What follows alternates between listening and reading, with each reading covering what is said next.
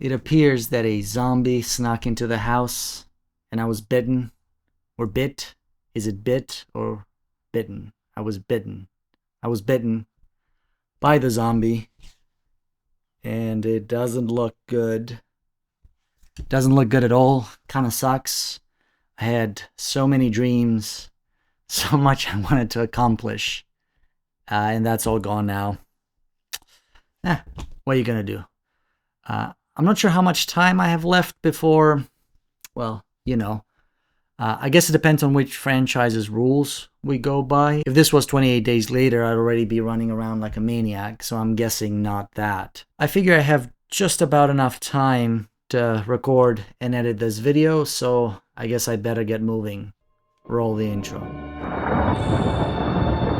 The killers are eating the flesh of the people they murdered. Yeah, they're dead. They're all messed up. Welcome to another episode of Visions of Tomorrow, a series where I review science fiction movies of the past. As you probably saw in the title, since you clicked on the video, today I take a look at Night of the Living Dead, the 1968 horror movie that jump-started George A. Romero's career and launched one of the most popular zombie franchises in the world.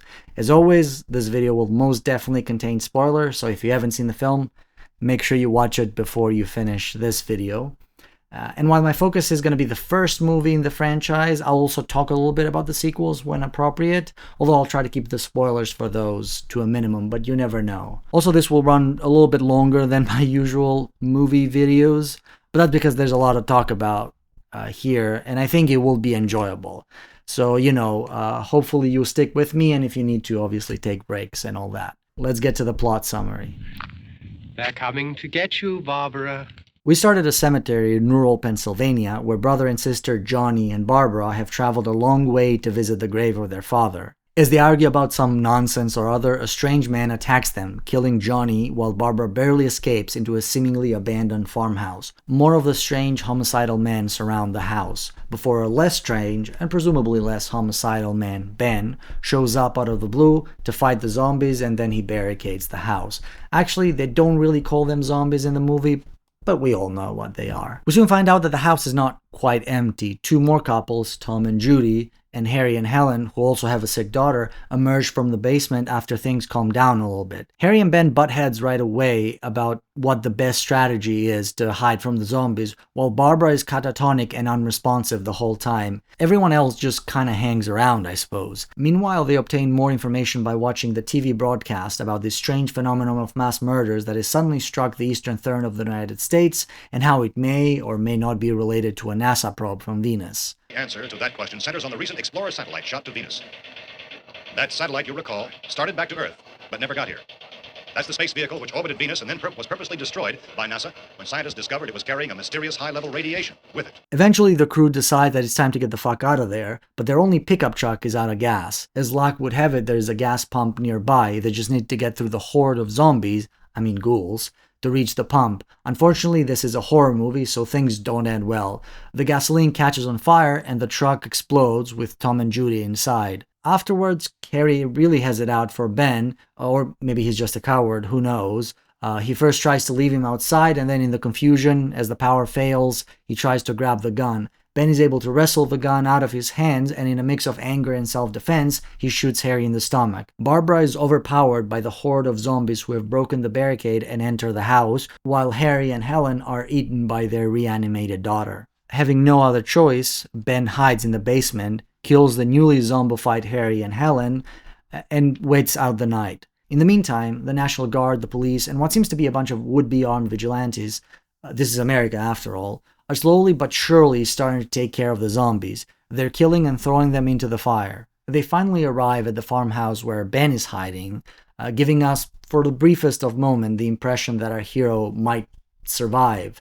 Did I say this is a horror film? Mistaking Ben for just another zombie, the authorities don't even bother checking, they just shoot him right in between the eyes. Hit him in the head, right between the eyes. It's a sad ending.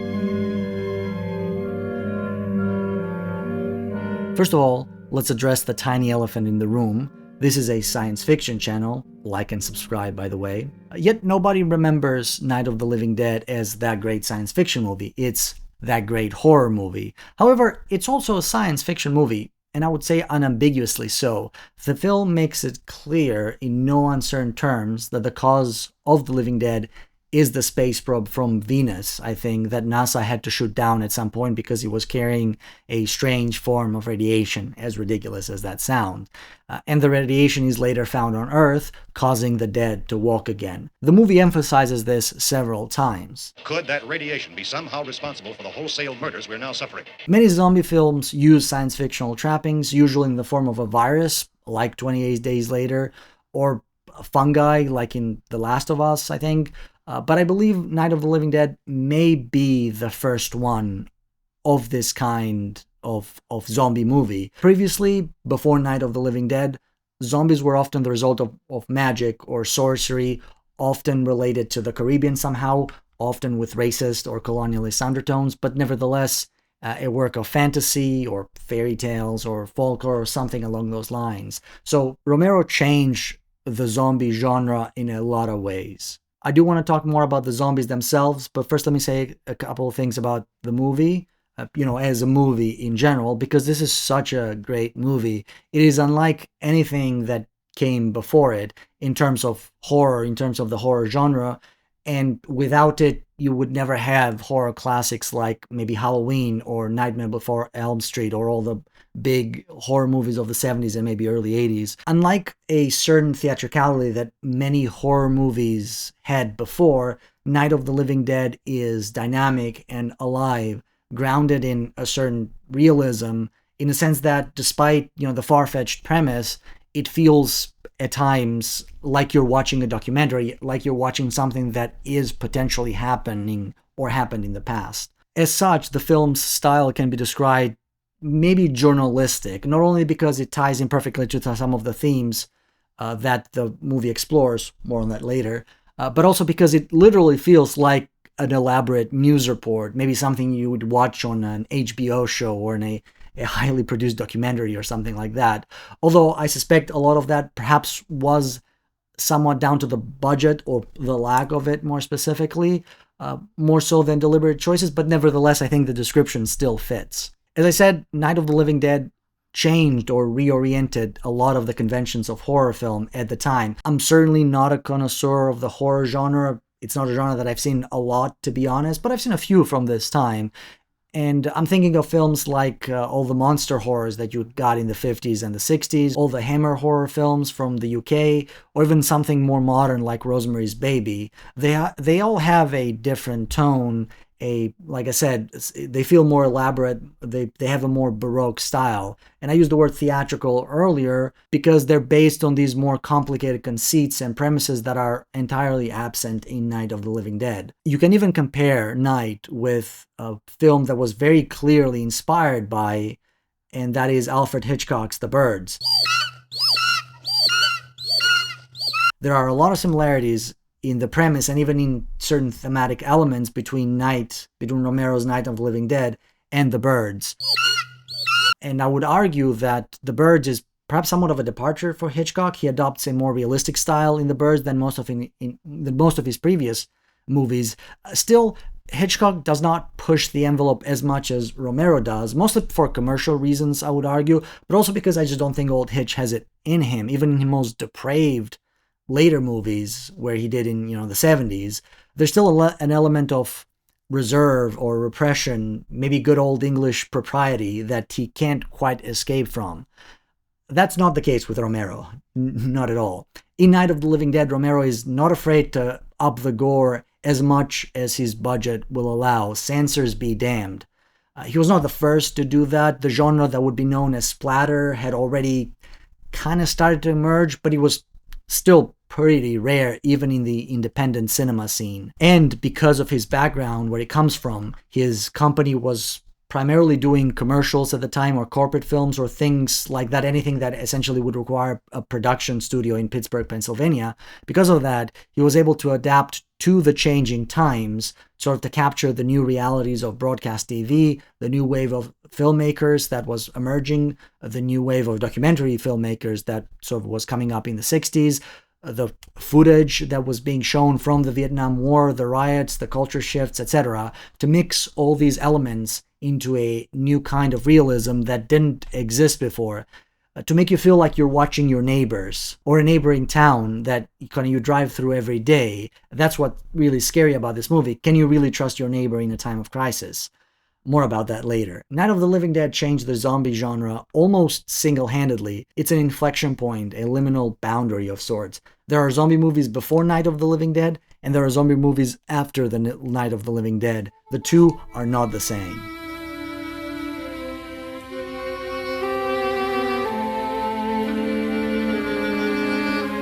The concept of zombies was introduced to the Western world by The Magic Island, a 1929 book by William Seabrook, detailing his experience with Haitian voodoo, Haiti being the titular Magic Island. Seabrook's account of voodoo and Haitians is, to put it charitably, voyeuristic, with all the pitfalls of an occupier describing an occupied culture with a long, complicated history of slavery and racism. I'm not an anthropologist or a historian or even someone with the most basic knowledge of Haiti. However, I would suspect that the book is of little value today other than its introduction of the concept of zombies to the Western world, especially to Hollywood. Here's how Seabrook defines a zombie. The zombie, they say, is a soulless human corpse, still dead, but taken from the grave and endowed by sorcery with a mechanical semblance of life. It is a dead body which is made to walk and act as if it were alive. People who have the power to do this go to a fresh grave, dig up the body before it had time to rot, galvanize it with movement, and then make of it a servant or slave, occasionally for the commission of some crime, more often simply as a drudge around the habitation or the farm, setting a dull, heavy task and beating it like a dumb beast if it slackens. This is an interesting observation, especially the latter part of it. Again, not a historian. I'm not going to dwell on the history and the culture of the Haitian people, but at first glance it sounds like the folklore of a culture well acquainted with slavery and colonialism, the consequences of which were well apparent even in the 20th century under US occupation, where a lot of the work was divided along racial lines. This is well outside the scope of this video, but I thought it's worth mentioning. These kinds of interpretation were not lost on some of the earlier Hollywood films that utilized the concept of zombies. White Zombie from 1932 is arguably the first zombie film ever produced, starring none other than Bela Lugosi, fresh out of his success with Dracula. White Zombie is not the most culturally sensitive depiction of Haitians. The relationship is very much that of an exploitation or misconstruction.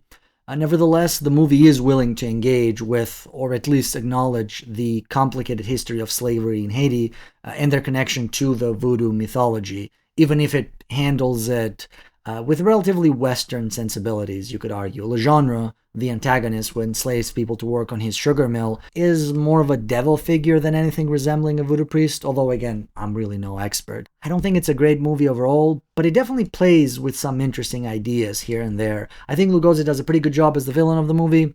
The ending was kind of disappointing. 6 out of 10, not too bad, not too great either. Far more noteworthy entry in the pre-Romero zombie cinema is Jacques Tourneur's Jacques Tourneur. Jacques Tourneur. I will not be able to say that correctly, so whatever. But Jacques Tourneur's I Walked with a Zombie, made about a decade later. Not only is it a far more competently made movie with some truly striking visuals and all-around great performances, but it directly wrestles with the history of slavery and colonialism in the Caribbean in a way that I have not really seen from any other movie of this era. If you say, miss, and the enormous boat brought the long-ago fathers and the long-ago mothers of us all chained to the bottom of the boat. They brought you to a beautiful place, didn't they?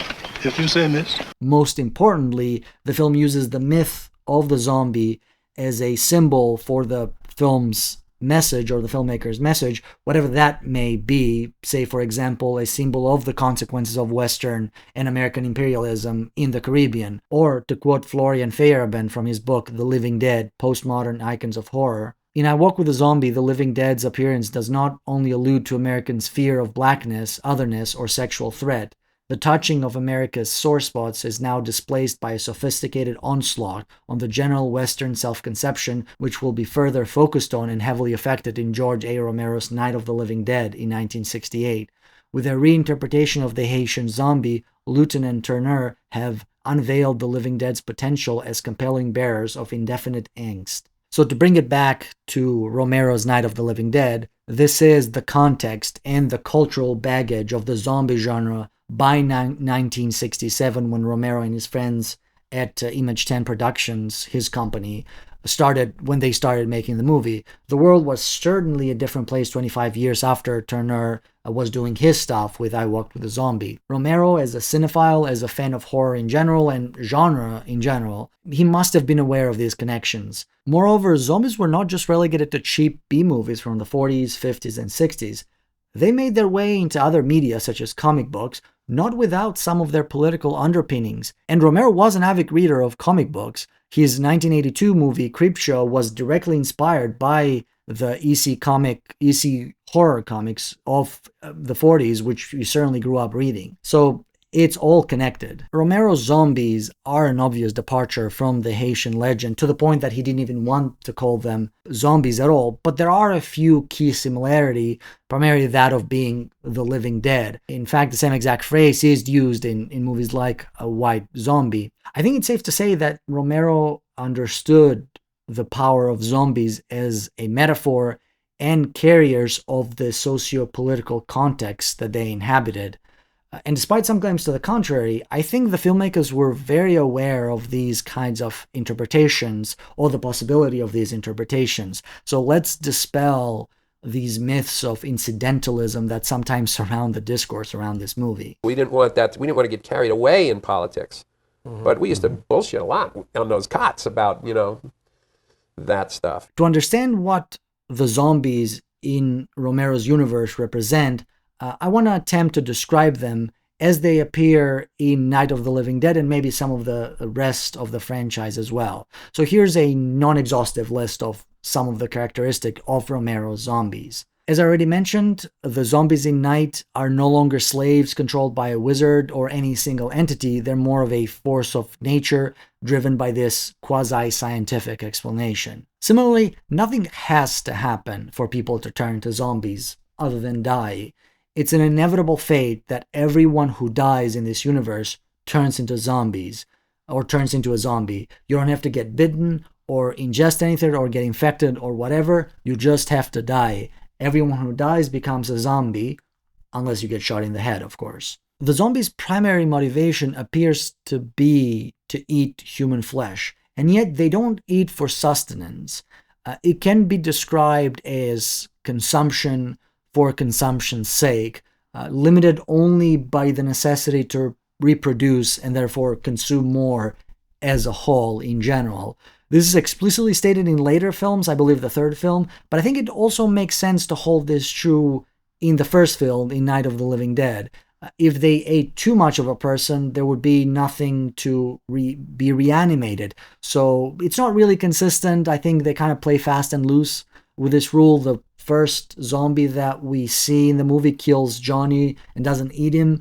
Then we occasionally see zombies completely disembowel and destroy one of their victims. But by large, I think the rule holds. They don't eat the entirety of a person. They eat just enough to kill them, and then that one reanimates and becomes a zombie on their own to consume further and further and so forth until the entire world is consumed. A corollary to the above is that there is no underlying moral or ideological force that drives the zombies' actions, at least not one that is directly observable. That is, the zombies are fundamentally amoral, or if there is an underlying morality, it is unknowable. There's no evil wizard or a nefarious scheme pulling the strings behind the scenes. Now I'm strictly talking about creatures as they exist in the universe. What the zombies may symbolize or represent does not lack morality or ideology. That's quite different. That's the opposite, in fact, holds true. That's kind of the whole point of this video. But the zombies themselves, as creatures in a logical universe, they're fundamentally amoral. That's my argument. And to be fair, Romero kind of moves away from this in his later films. The zombies become more and more, I guess, intentionally imbued with an internal morality or ideology, especially in sort of like the fourth film, Land of the Dead. But that is absent from the first film as far as I can tell.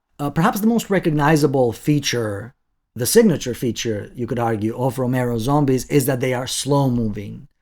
They're slow-moving zombies. Moreover, they're weak, kind of stupid, fairly easy to overcome, at least individually.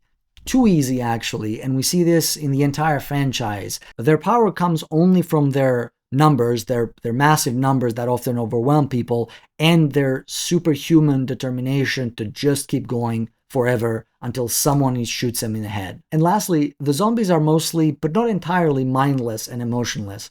Again, this is something that is explored more later in the franchise, but I do think we see a few hints of it in the first film, like we see the zombies use basic tools,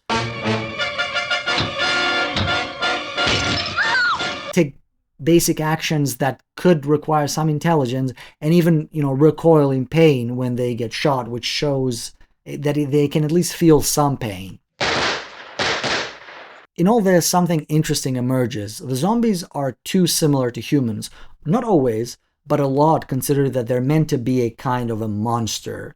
There's not only a visual similarity. After all, any given zombie may have been a human just a few minutes ago. Some zombies are in worse shape than others, but some are just people with some eyeshadow thrown on. If you squint hard enough, there is no difference. The first zombie that we see in the film is virtually indistinguishable from a human that just walks a little funny. In a different movie, he's just a creep hiding in the graveyard waiting to attack unsuspecting women. The filmmakers further emphasize this similarity with the character of Barbara, who spends much of the movie in a sort of a catatonic state. Kind of makes her look like a zombie. In the radio or the TV, I don't remember, we hear that eyewitnesses describe the zombies as ordinary people that are in a kind of a trance. Eyewitnesses say they are ordinary-looking people. Some say they appear to be in a kind of trance. And that's exactly how you would describe Barbara for most of the movie. Also, as a group or a collective entity, the zombies are easily given human attributes. They can be described as a mob or a political class, wink wink, nudge nudge.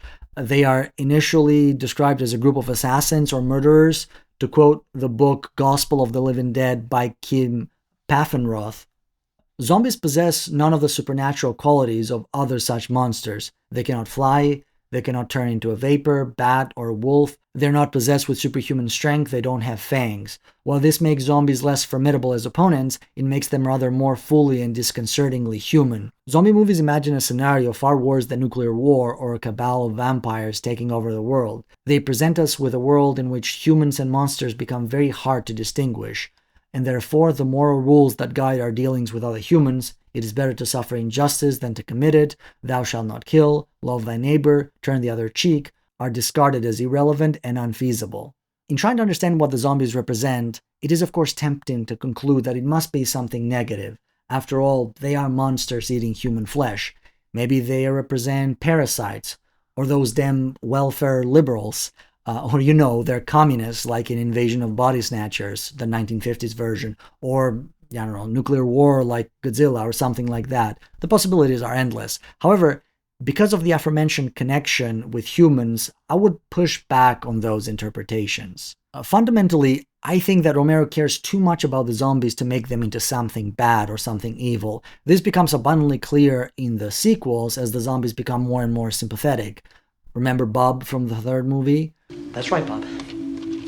Say hello.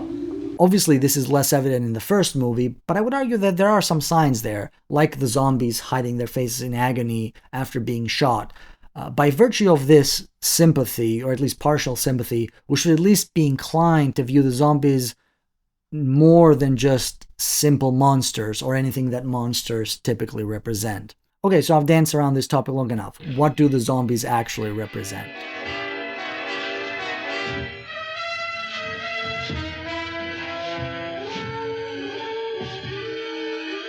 Obviously, I'm not the first one to make the connection between Night of the Living Dead and the Vietnam War. It's right there on the Wikipedia page. Plenty of people have talked or written about this. In the book The Living Dead, Postmodern Icons of Horror by Feyerabend, which I've already referenced, he says that the most consentaneous reading of Romero's Zombies probably is the Ghoul's Equation with the war victims in Vietnam. Okay, first of all, consentaneous? Consentaneous? What kind of a word is that? Is that even a word? I mean, it is, because I looked it up. It means everybody agrees or consents to something or whatever. But I mean, come on, like, what kind of a word choice is that? Why would you choose that word? That is the least fancy thing I have ever heard. Anyway, it's still a great book, though. I strongly recommend it if you're interested in the franchise. But my God, man, what are you doing?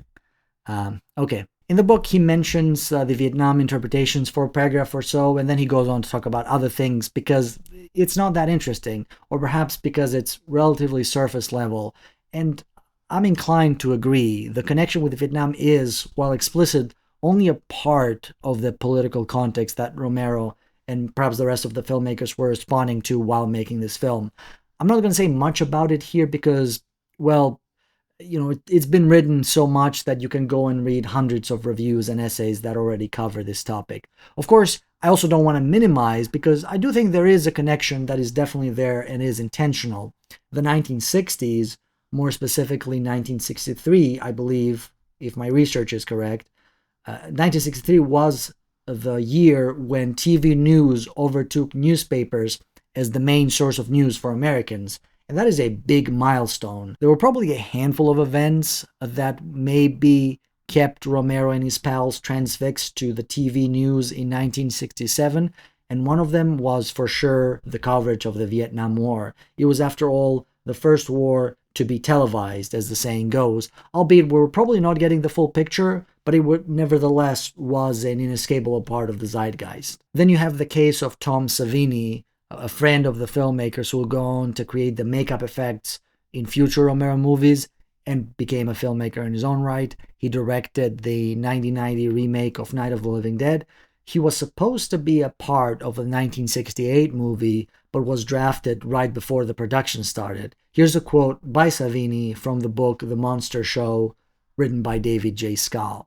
"I had already enlisted in the army in the Hold program in order to stay out of Vietnam," Savini remembered. "It was a program in which you picked your own training, and I had chosen the photography school at Fort Monmouth. The army called me in before George started shooting Night, and after I finished photo school, they sent me straight over to Vietnam as a combat photographer. So that was how I missed doing Night of the Living Dead." Talk about bad timing. In any case, it was more than just a vague sense of political awareness. The connection was, I suppose, more personal to those in the crew that knew Savini. To what degree, I don't know, but I'm sure it informed some of their choices in the film. For example, the use of black and white photography in the film, reminiscent of war photojournalism, can foster an interpretation of the living dead as the faceless victims of a distant conflict dehumanized by the war machine. Though distant, the consequences of war always have a way of catching up to our cozy American life. Recent events are certainly evidence of that. Moreover, the social and political effects of Vietnam, the cost and the mistrust that it caused towards the government are felt even today.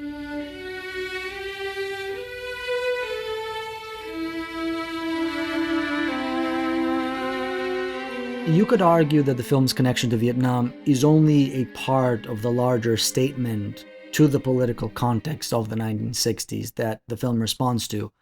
It was the 60s, after all. Talking politics was inescapable. Feels like deja vu. Science fiction, especially of the horror variety, often exploits the anxieties of its time, so it's not surprising that following the economic boom of the post-war years, many science fictional monsters represented primarily a threat to the cozy American lifestyle, or segments thereof. The nuclear family, American exceptionalism, Christian values, capitalism, and the like. I talk about some of this in my review of The Fly in my previous Visions of Tomorrow video, but you also have movies like Invasion of the Body Snatchers, Then you have, all the varieties of giant spiders or giant ants or lizards of the atomic age wreaking havoc on our precious segregated suburbia. The 60s brought a healthy dose of skepticism with regard to some of the prevalent grand narratives that existed in America at the time, questioning many of the previously assumed truths, the so-called counterculture movement rejecting or re-examining mainstream views on politics, social norms, sexuality, gender, vegetarianism or some other hippie nonsense. I'm meeting you halfway, you stupid hippies. This transition from the 50s to the 60s is quietly on display inside the farmhouse where everyone takes refuge from the zombies. You have the Coopers and the daughter, a traditional nuclear family. Then you have Tom and Judy, the young hip couple. And then you have Ben and Barbara, who is not technically a couple, but there is, in my opinion, an implied proximity between the two. She's the only person that Ben displays any affection for. Hey. Hey, kid.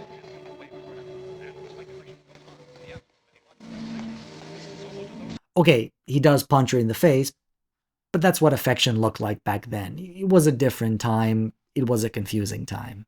Many of the staples of American life and tradition are shown to be inadequate in the movie. When Barbara is being chased by the first zombie that we see, she immediately seeks refuge in the first house that she sees. Beyond the logic of the situation, of course, which, this action makes sense that she will try to hide, but metaphorically speaking, the single-family home was the ultimate representation of the American dream, its poster child, if you will.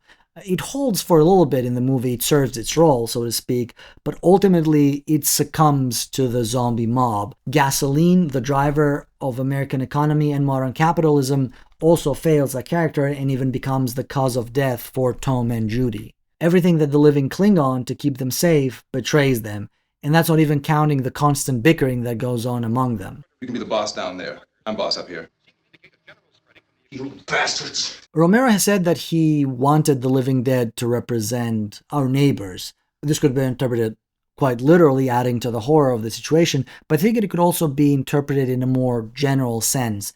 The people in your town, your city, your school, your work, your community, even your country, people who you think you know and understand, perhaps people who exist in the same social and economic hierarchy as you, a hierarchy that you take for granted. And when those people that you thought you knew and understood begin to question the structures that maintain the hierarchy, they become the other, a strange and incomprehensible entity that stands against everything that you do or you think you do. In this interpretation, the zombies represent that part of American consciousness that no longer fits in or accepts the established status quo, and as a result, were pushed back by establishment forces, hence the othering. By devouring the flesh of the living, the zombies replace the old with the new, bring people into their ranks, i.e. the zombification process, which to accomplish the living must first die. They don't just turn automatically, they must first be completely removed from the old order. Moreover, this recruitment cannot be done through discourse or debate or any conventional social or political means, but only through this strange, violent act that can be considered revolutionary, which, at the same time, is so incomprehensible to the forces of the status quo that can only be seen as a form of cannibalism. The only way to kill a zombie is to shoot it in the head, which is a curious choice for a creature that shows almost no signs of intelligence.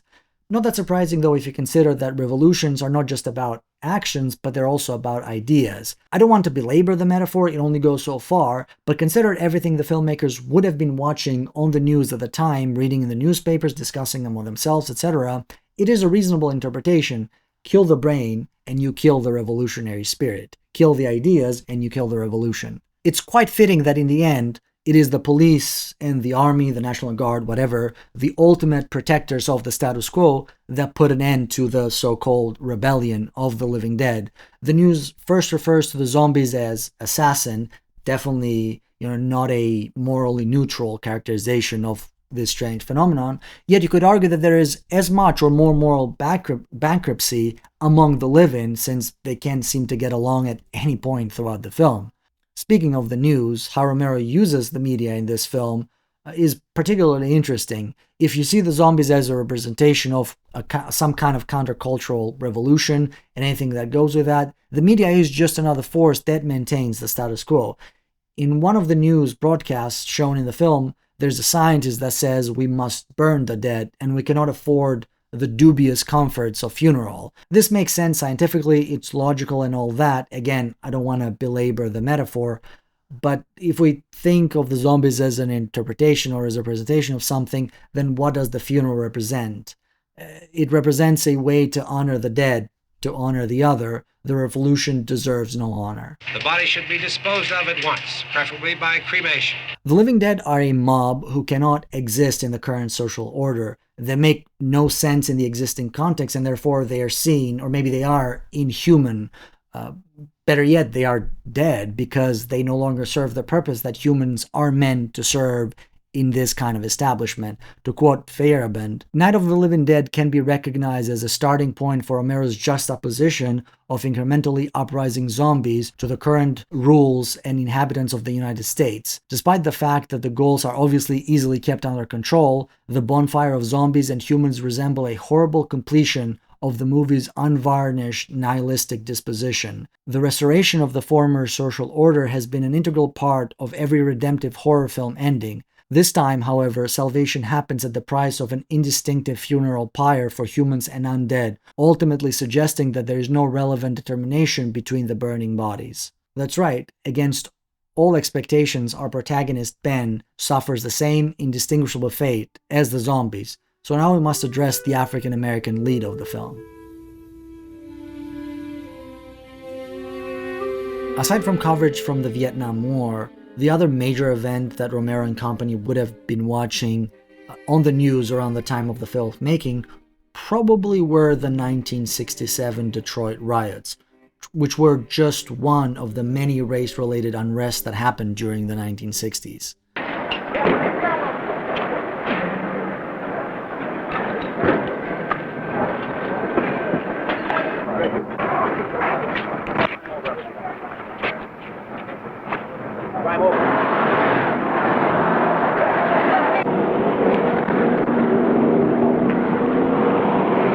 There's been looting and other damage. It was a little difficult to see it this late at night, but I'm concerned about whether or not there's enough firefighting equipment. Are you considering establishing martial law? Well, I'm going down to get more information about the total picture.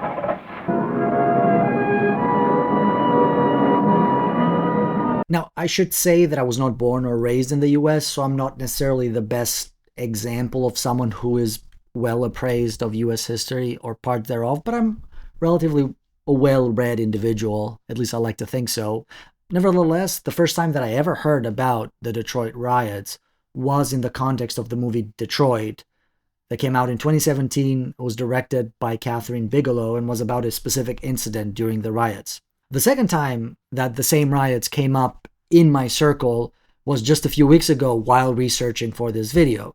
Now, I understand that this is not a subject that comes up a lot in casual conversation, but that's still odd considering that between 2017 and now we've had a few things happen, like the George Floyd protests in 2020, which share a lot of similarities with the same protests that were happening in the 1960s. You'd think there would be more connections made between those two events, and yet I, at least personally, don't remember something like that ever coming up. Again, just because I didn't hear it doesn't mean it wasn't brought up, but I don't know. You'd think that I would have heard something like that or some connections being made, but I don't remember ever seeing that come up. Still, even when the movie Detroit came out, I remember it being sold as, finally, this is a story that needs to be told that hasn't been told before. In the 60s, this was actually a pretty prominent story. Obviously, 67, you have the rebellion in Detroit and then also Newark. But over the course of 50 years, it was largely forgotten. Or at the very least, are under-discussed in our general political, social, historical discourse, etc. And you can maybe sort of see why, assuming that that is the case. When there's so much public discourse about police brutality today, it would be extremely discouraging to remind people that we've had exactly the same discussion 60 years ago. Again, it is possible the discussion has been there and I just missed it. I'm not going to dwell too much on that. As I mentioned, Detroit was just one city among many at the time to see protests and riots in what became known as the long, hot summer of 1967. Over 150 such riots erupted during that year, all receiving mass media coverage that, to bring it back to the film, must have surely caught the attention of the filmmakers from Pittsburgh. While researching for this movie, I came across an excellent article that explores this connection between the riots and Night of the Living Dead, titled Night of the Living Dead Dissects the News, Race, the 1967 Riots, and Dead Neighbors by Aaron Penix. I'm going to reference this article a lot in this section of the video because it was a really good article. I recommend you read it if you have the chance. So great job, Aaron, for writing a great article. So this is how the article summarizes the start of the riots. The 1967 riots began on June 11 after the police shooting of an unarmed African-American teen in the back spurred rioting in Tampa. The next day, riots began in Cincinnati after police arrested an African-American man for demonstrating against his cousin's arrest. Ultimately, 700 National Guardsmen were called into the city, 1 person was killed, and 404 people were arrested. In response to national issues of police brutality and fueled in part by news coverage, riots spread across cities in the eastern third of the nation. The sudden epidemic of murder which has seized the eastern third of this nation. In Newark, authorities fired more than 12,000 rounds, 26 people died, and 1,465 people were arrested. In Detroit, the National Guard alone fired over 155,000 rounds, and ultimately 43 people were killed and 7,231 people were arrested. In the article, Penix argues that the filmmakers of Night take inspiration not only from the government's disproportionately violent and racist response to the riots, but also from the biased and intentionally provocative media coverage that in retrospect fed into existing racial tensions in America. To quote another part of the article, in June and July of 1967, the evening news was filled with apocalyptic scenes of burning American cities as National Guardsmen with machine guns stood on the street corners in tank-centered Detroit. Riots were reported in 164 mostly northern cities as African Americans expressed their anger against police brutality and a larger culture of racialized suppression, in part through looting and fires. Such prejudicial coverage fomented white Americans' fears of a race war, and they responded with overt threats of violence. In Newark and Detroit, white vigilantes drove around displaying Confederate flags, machetes, and automatic weapons.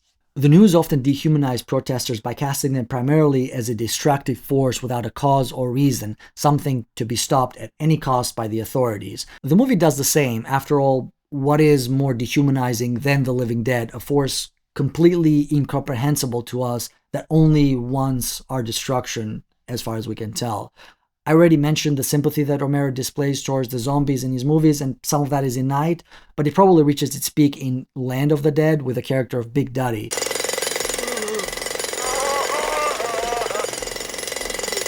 And perhaps we can retroactively ascribe some of the same intentions to Night of the Living Dead. Now, let's consider the black protagonist of the film, Ben, played by Dwayne Jones, who by all accounts was cast not because he was black, but because he was simply the best actor who auditioned. The role was written with a white actor in mind. They were going to cast one of their friends, I believe. At the same time, the script was rather unfinished when they started shooting, in a state of constant changes and constant input from everybody in the crew, including the main actor, Dwayne Jones. So race was very much taken into account once Jones had been cast, consciously or subconsciously, even without considering the intentional changes that would have taken place during filming. More on that in a bit. The presence of Jones alone does affect how the audience interprets and engages with the film. It's the context of it all. Intentionality matters, but it's not all that matters. There are several key moments that stand out, starting with Ben's first shot in the film, for example, where he suddenly appears in front of Barbara and the audience. Her surprise, or rather her shock, rings differently when that happens as a response to a black man showing up.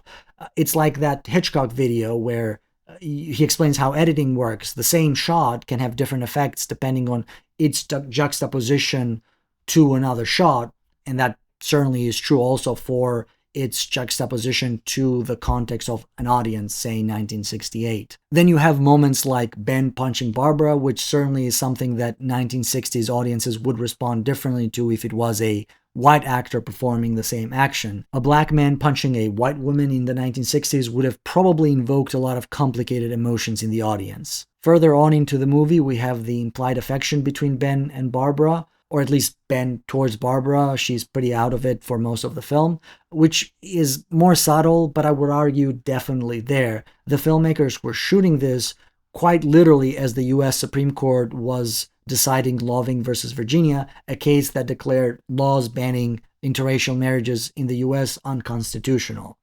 And lastly, you have the adversarial interaction between Ben and Harry. It's possible to know what was changed in respect to this relationship and what stayed the same after Dwayne Jones joined the cast, but again, the context unquestionably affects the perception of this antagonism. Two white men butting heads in mistrust reads differently than a white man and a black man doing the same. When Ben, justifiably enraged, punches Harry's lights out and then shoots him in the stomach, both times in self-defense, we can see this as a logical flow of events in a well-structured story, which of course it is, but we can also see it as a representation of the fears that percolated through a racialized nation, a ticking time bomb where this kind of racial violence was about to erupt any second now. Of course, these types of depictions were not entirely unprecedented. In 1967, you had Sidney Poitier playing a black cop in The Heat of the Night, clashing with white Southerners. They call me Mr. Tibbs. The same year, you had Guess Who's Coming to Dinner, directed by Stanley Kramer, about interracial marriage, also starring Sidney Poitier. However, Poitier often played perfect, nearly flawless characters because that was somehow more palpable to what audiences in the 1960s. Ben, on the other hand, is a deeply flawed character. Back to the topic of media, newscasts play a pretty important role in Night of the Living Dead. They are very well made, and I suspect that if you ask people who enjoy this film, they'll say that the newscasts are some of the most memorable parts, some of the most memorable scenes in the movie. Particularly the one where Romero plays a cameo, where you have the NASA guys and the military guy, the general or whatever, contradicting each other. That's a pretty memorable scene. In other words, you feel that the radiation on the Venus probe is enough to cause these mutations? There was a very high degree of radiation. Well, just a minute.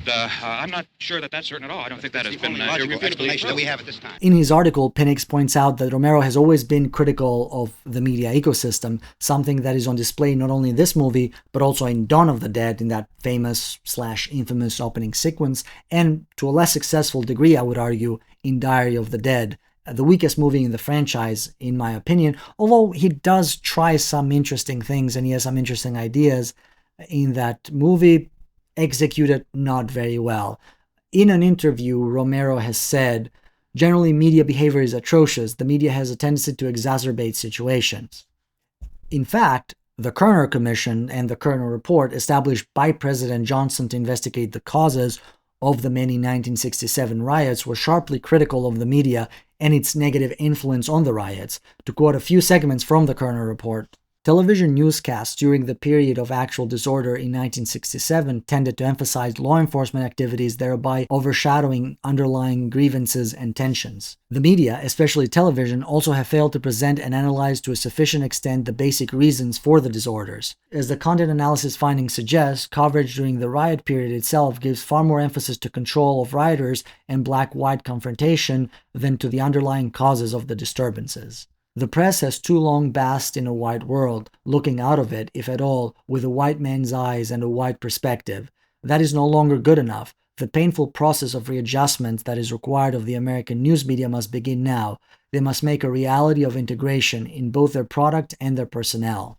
In Night of the Living Dead, the news is used as exposition, which means it's taken as an unquestionable source of truth, both by the audience, but also by the characters. It is a window towards the real world. This is objective reality, a respite from the subjective, claustrophobic, and uncertain world of the people trapped inside the farmhouse. The characters are relieved and outright exuberant when they find a television, and they eagerly remind themselves of the next broadcast, whenever that is. There's supposed to be another broadcast at 3 o'clock. 10 minutes. Oh, only 10 more minutes? We don't have very long to wait. The fact that the characters, and by extension the audience, are so eager to accept the truth of the news as absolute is a direct reflection on how our sense of social justice, moral compass, even reality itself was, and still is, shaped dramatically by our media consumption. Much like the real riots, the news in the movie are less interested in exploring the root causes of the zombie epidemic and more interested in the methods to restore the status quo, to return to normalcy, in other words. When they address the question of why this happened, unlike everything else, we get a confusing, non-committal answer from the highest authorities in the country. Doctor, please. I thought we decided that is not proved yet. I think it's premature to predict at this time what the night will bring. Well, in time, would you say you ought to be able to wrap this up in 24 hours? Well, we don't really know. We know we'll be into it most of the night, probably into the early morning. We're working our way toward Willard, and we'll team up with the National Guard over there, and then we'll be able to give a more definite view. But we devoutly hope that peace and security will be restored here, and things can get back to normal as rapidly as possible. Whereas the NASA scientists are pretty certain that the radiation is responsible for the living dead, the general that accompanies them refuses to commit. We need more time to investigate, he says. We need irrefutable proof. We can't just say things, we can't act rash, and so on. I think we're meant to take the NASA guys as a more reliable source here. Of course, in isolation, the general's response is not that unreasonable, but I think the film presents it as non-committal rather than rational. The people in charge will not commit to a solution or an admittance of the true cause of the zombie epidemic and disguise their reticence as "we need more time" or "too soon to act" rhetoric. To coin a phrase, this is a politics of postponement, which sadly a lot of people are too familiar with. We don't know that smoking cigarettes causes cancer. We need to study this more. Think of the jobs. We don't know that fossil fuels are warming the planet. We need more research. Think of the economy. And to bring it back to the riots, again, we don't know that police brutality, biases in housing, and biases in economic opportunities, biases in the media, institutional and systemic racism, etc., are causing the riots. It's all just one big scheme to get free stereos. One guy against another guy on a street corner in your hometown. Then it doesn't make any sense at all. You better watch this and try to understand what's going on. Both the riots in real life and the living dead in the film are subdued by the use of a predominantly white police force, a National Guard, and presumably volunteers, although I'm not sure that's explicitly stated in the first film. It's definitely stated in the second film, Dawn of the Dead, which I think they refer to them as rednecks having fun, killing the zombies and all that. Night of the Living Dead is the only film in the franchise where the authorities successfully stop the zombie uprising, at least as far as we know. What sticks out to me in the first film is the ease and callousness with which they are able to deal with the zombies, shoot them in the head and throw them in the fire, presumably leaving little to no room or will to investigate the causes of the epidemic later on. Again, it's all about restoring the status quo. I think I've said status quo way too many times in this video, but I guess we all have to deal with it. Well, there's no problem. If you had a gun, shoot him in the head. That's a sure way to kill him. This, of course, leads to the infamous ending of the film, where our protagonist, Ben, having spared the terrible fate of joining the living dead, suffers the same fate as them through the callousness and carelessness of law enforcement. Thus, Ben becomes indistinguishable from the zombies, more than just the police shooting a black man, which in itself is a pretty strong statement. In the movie, it is this equivalence between Ben and the living dead that I believe is the film's strongest and most direct statement on race, and the final piece of the puzzle that kind of ties this whole analysis together.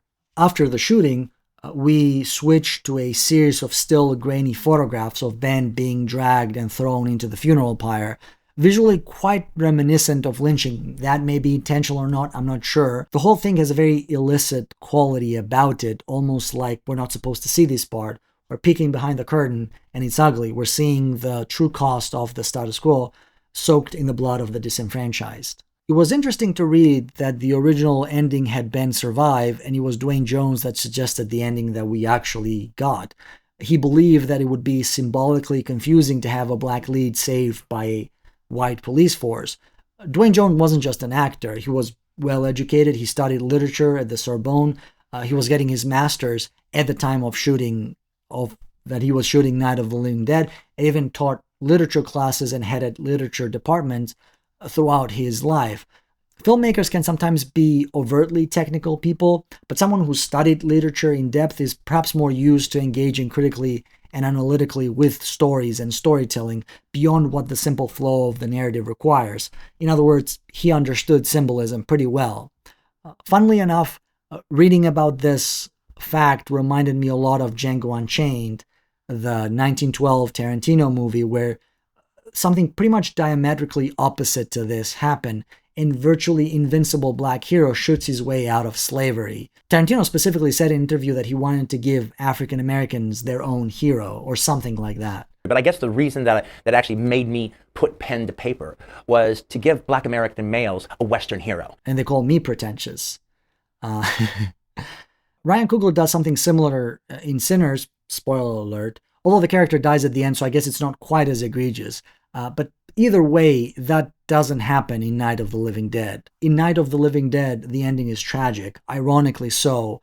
I don't know exactly what Jones was thinking specifically when he suggested the ending that he did, but in my view, the story of a lone hero single-handedly fighting, surviving, or beating his way through the system that oppresses him is a fantasy. It's unrealistic, it's unhelpful, and maybe it's even regressive in certain ways. It's rife with a sort of individualism that we see too often in the media. Gritting your teeth through social injustices may be satisfying, I guess, but it undermines the systemic issues and institutional mechanisms of oppressions and injustice that you can just rise up against, not individually anyway. A Django-type character is not really a threat to the status quo. A whole society rising up and not conforming is. That's why they're treated like zombies, to be eradicated and burned like an infestation. Until the next movie, anyway. There's so much more that I could say about this film. I was thinking of maybe addressing the sequels a little bit more, the critiques of consumerism that perhaps exist within the franchise, the historical significance of it as a postmodernist film. Maybe even talk about, the potential environmental messages in the film. What is that, you say? There are environmental messages in Night of the Living Dead? Well, yes, there are. It is another lens through which you can interpret this film, but this video is getting way too long as it is, so perhaps I'll leave that for another time. Or maybe not. We'll see how things go. Instead, I'll talk about a companion piece to Night of the Living Dead. As I do in my movie reviews, I always like to recommend a companion for the movie I'm reviewing, a double feature candidate, if you will. There's no shortage of potential candidates here, but I'll go with a movie that I've already mentioned, Jacques Tourneur's I Walked with a Zombie. The wife and the brother, they want to go, but the Holland man, he tell them no.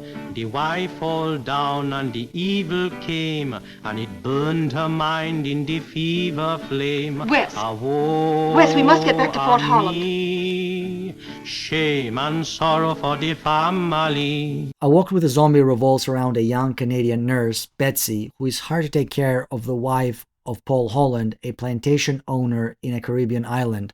Paul's wife is in a strange catatonic state of uncertain cause or prognosis. To make Betsy's job even harder, in the course of her stay, she slowly falls in love with Paul, her boss. Meanwhile, we also have the island's Afro-Caribbean population, who serve as a constant reminder of the Hollands' terrible history with slavery and colonialism, a history always looming in the background of every frame of the film.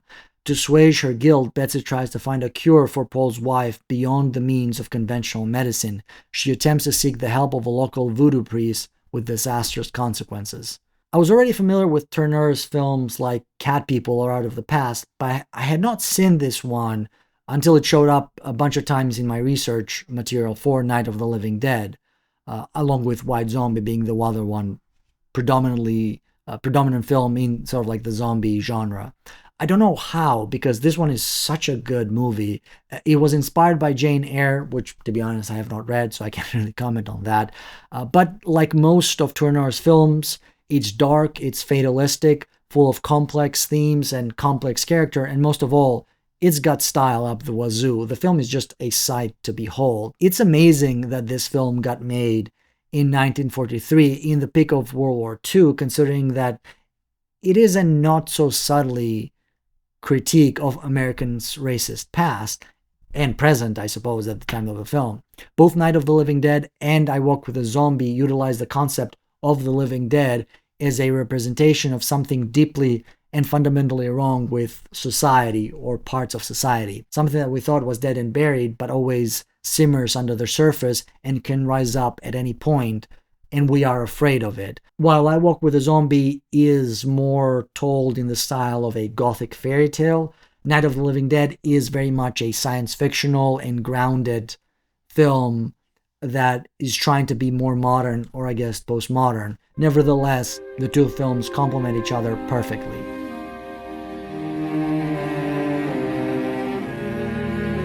And that's the story of this little zombie flick from the 1960s, which changed zombie movies and horror movies forever. And it sadly typecast the director, who couldn't seem to find the same level of success for his other projects. But hey, at least he got to live a good life.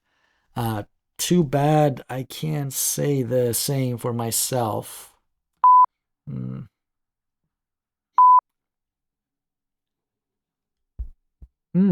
Not bad. I can see why they do it. Ah, shit.